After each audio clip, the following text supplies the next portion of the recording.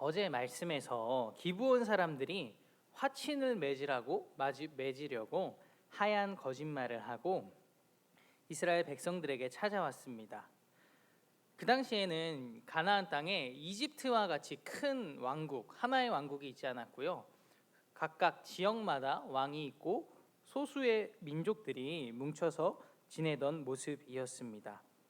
그렇게 조그맣게 왕을 세워서 나라를 다스리던 모습이었는데, 그러다 보니까 여리고 성도 함락되었고 아이 성도 함락되었고 기브온 땅마저도 화친을 맺어서 이스라엘 백성에게 넘어가니까 이제 그 주변에 있던 국가들이 긴장을 하기 시작합니다. 10장 2절에 이렇게 말씀하고 있습니다. 예루살렘 왕 아도니세덱이 듣고 크게 두려워하였으니 이는 기브온은 왕도와 같은 큰 성이며 아이보다 크고 그 사람들은 다 강함이라. 이렇게 위협을 느낀 아모리 족속의 왕들, 그 산간 지방이었는데요. 5 왕들이 힘을 합하였습니다. 이러다가는 기브온도 넘어가였으면 우리도 곧 넘어가겠다. 왜냐하면 요 여리고서부터 올라오는 그 산간지대로 올라오는 좁은 길목이 이제 위치했던 그 지역이 기브온이었거든요. 여기를 빨리 점령해서 막아버리면, 산이면 높은 지형을 지도가 나왔는데요. 딱 높은 지형을 점령하면은 올라오는 길에서 막을 수가 있으니까 기브온을 빨리 뺏고 여기를 막아서 우리가 힘을 합하여 막자라고 이 5 왕족들이 힘을 합하여 기브온을 먼저 선제 공격하였습니다. 이 지도를 보시다시피 산지에 있었고요. 이 바로 올라가는 지형이었고, 다른 지역들도 이 기브온이 함락되고 나머지 쭉쭉쭉쭉 내려오면서 점령당할 수 있는 그런 지형이었습니다. 그 고지를 점령하기 위하여서 공격을 하니까 기브온 사람들이 이제 우리가 너무 위험에 처했다, 안 되겠다 싶어갖고 길갈은 밑에 쪽 땅인데 여호수아와 이스라엘 백성들이 있던 곳이었습니다. 길갈에 있는 데로 사람을 보냅니다. 그리하여서 아모리 사람의 왕들이 다 모여서 우리를 치나이다, 더디하지 마시고 속히 우리에게 올라와 우리를 구하소서, 이렇게 간곡하게 전하자마자 소식을 듣고서 여호수아가 모든 군사와 용사와 함께 기브온으로 전쟁을 하러 올라갑니다. 그때 여호와께서 이르시되 그들을 두려워하지 말라. 내가 그들을 내 손에 넘겨주었으니 그들 중에서 한 사람도 너를 당할 자 없으리라 하고 말씀하십니다. 그렇게 여호수아와 이스라엘 군대는 길갈에서 밤새도록 올라갔습니다. 길갈에 있다가 밤새 싸움을 하러 아까 말했던 기브온 산지로 올라갔습니다. 그리고서 바로 전쟁에 투입하여 싸우고 시작하는 것입니다. 밤새 행군을 하고 산지를 올라와서 전쟁에 참여한다고 생각해 보십시다. 체력적으로도 쉽지 않았을 것입니다. 사기적인 면에서도 밤에, 그 어두운 밤에 이동하여서 바로 전쟁에서 나아가서 승리를 하는 것은 쉽지 않은 일이었을 것입니다. 그런데 10절에 보면은요, 10장 10절에 여호와께서 그들을 이스라엘 앞에서 패하게 하심으로 베토론에 올라가는 비탈에서 추격하여 아셀가와 막게다까지 이르니라. 그들이 이스라엘 앞에서 도망하여 베토론 비탈에서 내려갈 때 여호와께서 하늘에서 큰 우박덩이를 아세가에 이르기까지 내리심에 그들이 죽었으니 이스라엘 자손의 칼에 죽은 자보다 우박에 죽은 자가 더 많았더라라고 성경은 기록하고 있습니다. 혹시 괜찮으시면 지도를 한 번만 다시 보여주시면, 아까 이 화살표를 보시면 보라색 화살표가 기브온이라는 위에서부터 쭉 내려오기까지, 금방 말했던 우박이 내리고 사람들이 도망하였던 경로입니다. 그 성경에서 뭐라고 하냐면, 하나님이 붙이셨기에 칼에 죽은 자보다 우박에 죽은 자가 많았다. 하나님께서 도우시니까 그 밤에 맹렬히 추격하여서 우박이 내리는 그곳으로 다 도망가다가 우박에 맞고 아모리의 5 왕들에 패하게 되고 기브온과 또 여호수아와 함께했던 군대가 승리한 일을 성경은 기록하고 있습니다. 이렇게 아모리 족속을 정복을 합니다. 림나를 정복하고 라기스를 정복하고 에글론을 점령하고 헤브론을 점령하고 드비를 점령합니다. 그리고 나서 40절에 와서 오늘 읽은 말씀, 이와 같이 여호수아가 그 온 땅과 곧 산이와 네겝과 평지와 경사지와 그 모든 왕을 쳐서 하나도 남기지 아니하고 호흡 있는 모든 자는 다 진멸하여 바쳤으니 이스라엘의 하나님 여호와께서 명령하신 것과 같았더라. 여호수아가 또 가데스바네아에서 가사까지와 온 고센 땅을 기브온에 이르기까지 치매 이스라엘의 하나님 여호와께서 이스라엘을 위하여 싸우셨으므로 여호수아가 이 모든 왕들과 그들을 땅을 단번에 빼앗으니라 라고 고백하고 있습니다. 아까 지도를 봐도 넓은 지역이었잖아요. 오늘 말씀을 딱 보면서 제게 깊숙이 들어왔던 동사가 하나 있었는데요. 오늘 제목인 단번에 빼앗으니라 였습니다. 단번에 빼앗으니라, 승승장구하고 일치월장하고 하나님이 함께 하셔서 단번에 승리하는 이 모습 너무나 달콤해 보였고요. 하나님께 영광을 돌리는 모습이 너무 멋있어 보였고 휘황찬란하며 일사천리로 하나님이 함께 하시니 딱딱딱 해결되는 모습이 저에게는 아름답게 이렇게 환상적으로 다가왔기 때문이었습니다. 오늘날 많은 사람들 또한 저와 같이 이 단번에 이루는 성공을 꿈꾸지는 않나 한번 생각을 해보았습니다. 로또를 사기도 하고요, 주식을 사기도 하고 부동산이나 사업에 투자를 하기도 하고 좋은 조건의 배우자를 만나기 위해 노력을 하고 좋은 직장과 자리를 위하여서 노력도 하고 좋은 학교에 들어가거나 보내고자 하는 등등 이것만 되면 되는데 한 번의 승리 주옵소서 매달리며 그런 마음으로 단번에 빼앗으리라와 같은 여호수아와 같은 휘황찬란한 승리를 꿈꾸며 살아가고 있진 않을까 말입니다. 이 영광스러운 결과와 승리에 초점을 두고 있던 저였는데요, 하나님께서 깨닫게 하시는 것이 있었습니다. 그것은 바로 이 승리를 얻기까지의 과정이었습니다.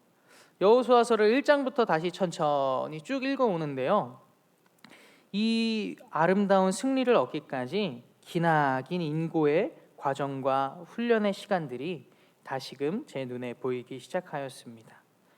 여호수아가 1장에서 좌로나 우로나 말씀에 치우치지 않고 율법에 기록된 대로 행하고 하나님의 말씀대로 어기지 않고 행하여 나아가는 모습이 보였습니다. 본인은 40년 전에 가데스바네에서 올라와서 정탐하여서 믿음으로 선포하였고 옳은 길을 선택하였고 하나님의 말씀대로 나아갔습니다. 그런데 그렇지 않았던 다른 사람들 때문에, 믿음의 시각에 있지 않았던 다른 사람들 때문에 본인마저도 40년 동안 그 고된 함께 고난을, 훈련을 받아야 했습니다. 그럼에도 불구하고 불평할 수도 있었는데 여호수아는 끝까지 믿음과 신앙을 가지고 나아왔고 결국에는 이 가나안 땅을 정복하는데 앞장서서 사용받게 되는 인물이 되고 맙니다. 말씀 중심 그리고 하나님 중심으로 선택하며 살아가고 늘 삶에서 그 말씀을 순종해 나아가는 여호수아의 모습, 요단강에서도 또한 마찬가지입니다. 믿음으로 순종하여 발을 내딛었고 여리고성에서도 지식이나 힘이나 전략이 아니라 하나님의 말씀에 순종하여서 나팔을 들고 성을 돕니다. 아간의 범죄로 인해서 아이성에 실패하였을 때는요, 실패 앞에서 참회하면서 순종하여 죄악을 끊어버립니다. 에발산과 그리심산에서 제단을 쌓아 예배를 드리면서요, 축복과 저주가 하나님께 있다 선포하고 나아갑니다.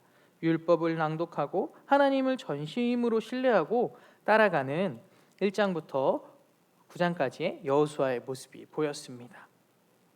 그리고 이 과정을 다 보고서 다시금 10장에 와서 단번에 빼앗으니라 라는 말씀을 볼 때요, 제가 얼마나 세상적인 눈과 시각을 가지고서는 승리와 아름다운 결말만을 바라보았던가 라는 제 자신을 회개하게 되었습니다.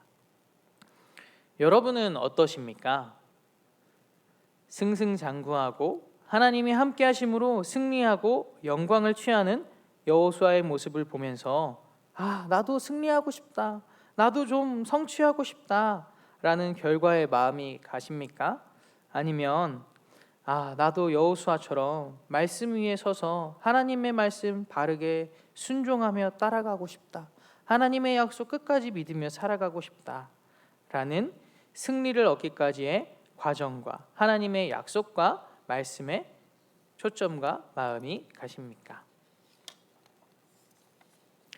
마지막 43절을 보면은요, 여호수아는요 큰 승리를 얻었잖아요. 아까 그 많은 지역들, 또 하나님이 우박으로 인하여서 본인이 이룰 수 없던 그 큰 승리를 얻었는데요, 단번에 많은 땅과 왕을 차지하고 나서 어떻게 나오냐면요, 여호수아가 온 이스라엘과 더불어 길갈 진영으로 돌아왔더라 라고 합니다. 길갈은 어떤 곳이냐면요, 4장에서 이스라엘 백성들이 요단강을 건널 때 12도를 취합니다. 왜요? 홍해를 건넜던 이 세대들이니까 홍해를 맛보지 못했잖아요. 근데 그 홍해 하나님이 옛날에 과거의 하나님이 아니라 진짜 나에게도 역사하시는 지금도 살아계시는 하나님이다. 그 요단강을 건너면서 12도를 취해서 여호수아가 들고 옵니다. 그래서 길갈에 12돌을 세우면서 하나님이 여전히 살아계시고 우리와 함께 하신다, 그 고백을 하였던 곳이 길갈입니다. 4장 21절에서 24절 말씀인데요, 여호수아가 요단에서 가져온 그 12돌을 길갈에 세우고 이스라엘 자손에게 말하여 이르되 후일에 너희 자손들이 그들의 아버지에게 묻기를 이 돌들은 무슨 뜻이니까 하거든 너희는 너희의 자손들에게 알게 하여 이르기를 이스라엘이 마른 땅을 밟고 이 요단을 건넜음이라.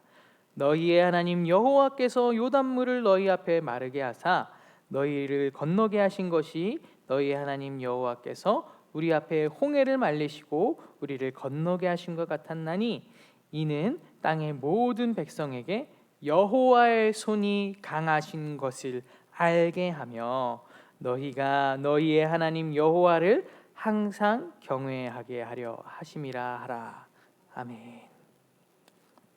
그렇게 믿음의 고백을 했던 땅이 길갈입니다. 그리고서요, 길갈에서 또 어떤 일이 일어나면요, 5장에서 바로 이어져서 할례를 행합니다. 광야에서 태어난 사람들, 즉 이세들은 할례를 받지 못하였습니다. 하나님의 백성이라는 정체성을 기억하는 할례를 행하지 못하였기에 하나님이 구원하심을 보면서 할례를 행하고 자신의 정체성을 돌아보고 새기던 곳이 길갈이었습니다. 저 같았으면요, 제가 여호수아 같이 큰 승리를 단번에 빼앗는 놀라운 승리를 만끽하였더라면 아마 내가 얻은 것들, 내가 이룬 땅들, 거기서 행복해하면서 성을 쌓고 주저앉으려고 했진 않았을까 상상해 보았습니다. 승리에 취해서 나의 거처를 세우며 마음을 승리에 두었을 수도 있을 텐데요, 그런데 여호수아는 그 승리 이후에 어떻게 하냐면요, 길갈로 돌아옵니다.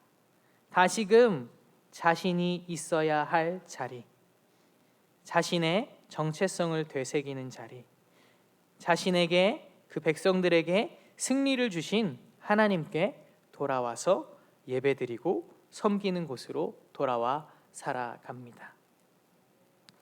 벌써 사순절의 반이 지나가고 있습니다.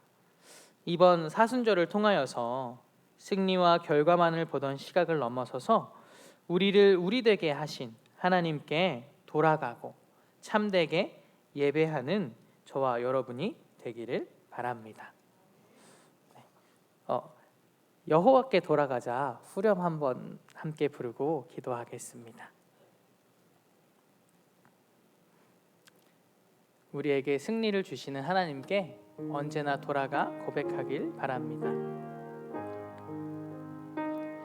여호와께 돌아가자. 우린 돌아서도 그는 변치 않네. 여호와께 돌아가자. 우린 넘어져도 그 사랑 영원하네. 하나님 아버지 감사합니다. 여호수아의 승리를 보면서 우리에게 승리를 주신 분이 누구인지 돌아보게 하시니 감사합니다. 하나님, 우리는 때로는 삶을 살다가 승리에 취하여서 하나님이 주신 것들을 바라보다가 하나님을 잃어버리고 돌아설 때가 많았음을 고백합니다. 주님 앞에 길갈로 다시 돌아가는 여호수아의 모습처럼 우리도 사순절 십자가 앞에 돌아오고 나를 구원하여 주신 예수 그리스도의 사랑 앞에 하나님의 크신 은혜 앞에 돌아가 무릎 꿇습니다. 하나님, 예배하는 마음 잃지 않게 하시고 평생토록 감사하면서 하나님이 주신 은혜들로 참된 승리를 허락하신 주님만을 평생토록 섬기며 경외하며 살아가는 모든 복의 근원되는 하나님의 백성들 되게 도와주옵소서. 예수님의 이름으로 기도합니다.